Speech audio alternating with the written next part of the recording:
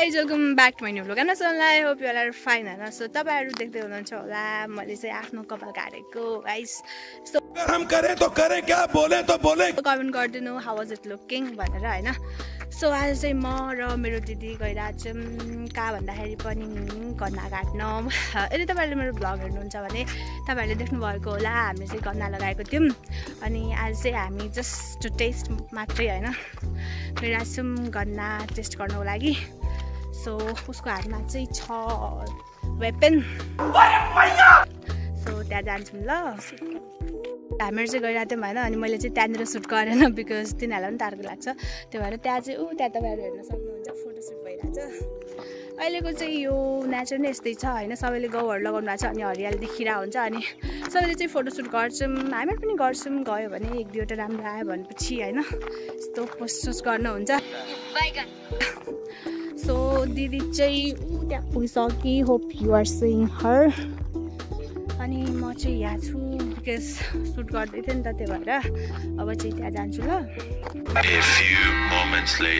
Finally guys म चाहिँ पुगिसकेँ खेतमा होइन अनि यहाँ हेर्नुहोस् तपाईँहरू होइन यहाँ चाहिँ लाही लगाएको छ होइन अनि त्यहाँ चाहिँ छ हाम्रो गन्ना होइन सो यता हेर्नुहोस् है यहाँ चाहिँ लगाएको छ अब यसलाई चाहिँ हामी खोल्यौँ भने लगाउन गाह्रो हुन्छ त्यही भएर चाहिँ हामीलाई निङ्गाएर जान्छौँ सो यो क्रस गर्छु ल फाइनली मैले क्रस गरिसकेँ उता थिएँ म अहिले यहाँ आइसकेँ म अब चाहिँ हामी जान्छौँ सिधा सिधा सिधा दिदी चाहिँ खै कता हो कता देखि नै राखेन कहाँ निस्कि थाहा होइन अनि यत्रो भइसक्यो गाइस हाम्रो गन्नाहरू हेर्नुहोस् त हामीले कत्रै लगाएको थियौँ भन्दाखेरि पनि हामीले चाहिँ त्यो काटेर ल्याएको थियौँ अनि यसरी बोक्दै खन्दै लगाउँदै गरेको थियौँ अहिले चाहिँ यत्रो भइसक्यो गाइस मभन्दा पनि ठुलो भइसक्यो भन्छ नि मैंने तुझे पाल पोछ के बड़ा किया और तुम उससे भी बड़ा हो गया तू समझा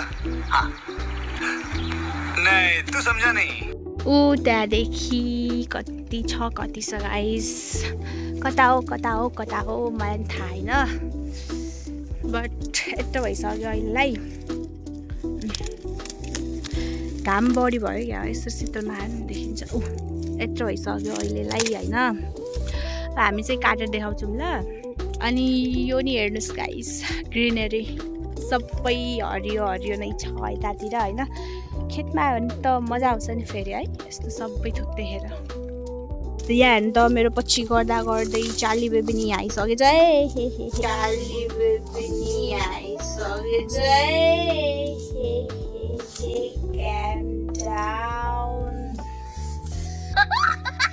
अनि यहाँ चाहिँ यहाँ मान्छे यहाँ हेर्नु न यहाँ कति छिटो आएर गन्ना काटेर हो भने हो दिदी चाहिँ गन्ना काटिरहेको छ हाम्रो खानुको लागि घर लग्नुको लागि किनभने यहाँ आइसक्यौँ भने घर पनि त लग्नु पऱ्यो अलिकता होइन त्यही भएर चाहिँ दिदी गन्ना काटिरहेको छ अनि मैले चाहिँ के सोचेँ भन्दा यदि म यहाँसम्म पुगिसकेको छु भनेपछि पुरै खेत हेरेर जाऊँ न भन्ने सोच राखेँ मैले त्यही भएर चाहिँ म यहाँ छु तपाईँलाई पनि देखाउँछु ल दिदी नि आइसक्यो अब यो सँगै मिलेर देखाउँछु तपाईँहरूलाई म खेत यो चाहिँ मुस्रो यति यो चाहिँ सबै तोरी हो त्यहाँदेखि त्यहाँ जहाँ मेरो सेतो सेतो कुकुर आइरह त्यहाँदेखि यता यो सब तोरी हो अनि त्यसपछितिर अनि यो यहाँ सबै यो सबै गेहूँ हो अनि यहाँ पनि गेहूँ हो अनि बाँकीको त्यो सबै तपाईँहरूले देख्दै हुनुहुन्छ नि उता दिदी उभिएको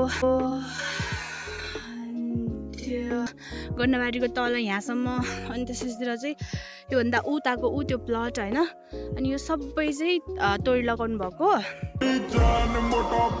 तपाईँहरू सोच्दै हुनुहुन्छ होला होइन किन यति धेरै तोरी लगाएको पहिला त सबैमा गेहूँ लगाउनु भएको थियो त भनेर सोच्दै हुनुहुन्छ होला होइन म भन्छु I am here to tell you that होइन यो चाहिँ किन गरेको भन्दाखेरि चाहिँ अब यो सबै यो गन्नाहरू जो तपाईँहरूले देख्दै हुनुहुन्छ नि त्यो चाहिँ हाम्रो बिउको गन्ना हो होइन अनि त्यो गन्नाहरूलाई चाहिँ काटेर सबै यहाँ सबै ठाउँमा लगाइदिने कि सो त्यही भएर चाहिँ यस्तो गरेको लाही छिटो हुन्छ नि त अनि त्यो काटेर चाहिँ अनि सुकाएर सबै चोक गरेर अनि त्यसपछितिर चाहिँ यहाँ पुरामा गन्ना लगाउने अनि गेहूँ भएको भाग चाहिँ हामीलाई खाना चाहिन्छ नि त सो त्यही भएर के गाइस गाइस अब चाहिँ दिदी बाँधेर कुकुरसँग खेलिरह हेर्नुहोस् अब चाहिँ हामी त्यो गन्ना लगेर घर जान्छौँ फर्स्टमा चाहिँ यसरी लामो लामो गरेर यसरी नै काटेर राखेको रहेछ दिदीले चाहिँ हैन। अनि अब चाहिँ उसले चाहिँ यसरी सानो सानो पिसहरू बनाउने डिसाइड गर्यो। किन गर्नुभएको यस्तो डिसाइड? लग्न सजिलो होला भनेर एउटा पोलिथिनमा हालेर लग्नु पर्ने त्यसरी हो र। So guys we did it. अनि हामी चाहिँ यहाँ लगेर गइरहेको छौँ गन्दा। ऊ त्यसको हातमा हेर्नु नि, एउटा हातमा हँसिया एउटा हातमा गन्दा। अनि हामी चाहिँ घरतर्फ लागिरहेको छौँ। अब घर जान्छौँ अनि त्यसपछि सुट गर्छु ल गाइज। सो गाइज फाइनली हामी चाहिँ पुगिसक्यौँ घर।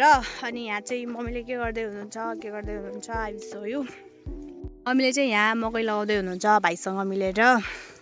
अनि मम्मी ओ मम्मी यो कस्तो स्टाइल हो भने? यस्तै हो, यो हाइब्रिड मकै लगाउँदै हो र। अनि यसलाई चाहिँ यसरी यो आरुको बिचमा लगाउनु पर्छ। यो फागुन महिनामा खान मिल्छ, मङ्सिरमा लगाएर हजुर खानलाई हुन्छ। हाइब्रिड मकै हो। सो गाइज यो चाहिँ बेमौसमी मकै रहेछ। अनि यसरी लगाउनु पर्दो रहेछ। अनि त्यसपछितिर चाहिँ यो चाहिँ आलु मम्मी ड्याडीहरूले गोडिसक्नु भएको थियो। त्यसपछितिर चाहिँ मकै लगाउँदै हुनुहुन्छ। अब चाहिँ हामीले गन्ना ल्याएको थियौँ त्यो खान्छौँ गाइस। मम्मीको हेल्पर खै हेल्पर जी ओ हेल्पर जी आफ्नो काम सिधाएर सबैजना यहाँ बसेर गन्ना खाँदै हुनुहुन्छ। सो यता हेर्नु त। अनि म पनि खान्छु ल। सो गाइस मैले चाहिँ खाइसकेँ गन्ना। अनि मम्मी तिनीहरू चाहिँ खाँदै हुनुहुन्छ, म चाहिँ धेरै खाँदैन होइन। सो त्यही भएर चाहिँ अहिले टेस्ट गरेको एकदमै मिठो भएको छ। हुन त अस्तितिर कहिले हो एक दुई महिना अगाडि नै गएर खाएको थिएँ, त्यति बेला राम्रोसँग भएकै थिएन। अब चाहिँ यसलाई चाहिँ फागुनको महिनामा काटेर लगाउनु पर्ने हुन्छ। अनि त्यतिन्जेलसम्मको लागि चाहिँ त्यत्तिकै रहन्छ त्यो। अनि अब चाहिँ म गर्छु यो भ्लगको एन्डिङ। यो भ्लग चाहिँ मैले सानो बनाउनु खोजेको हो, बट आई थिङ्क यो लामो भइसक्यो होला होइन। सो केही छैन, तपाईँहरू हेर्नु होला, रमाइलो गर्नु होला। अब चाहिँ म गर्छु एन्डिङ। सो यदि तपाईँहरूले यो भ्लग यहाँसम्म हेर्नुभएको छ भने तपाईँहरूलाई मन पर्यो होला भन्ने आशा गर्दै बिदा हुन्छु। ल बाई, थ्याङ्क्स फर वाचिङ।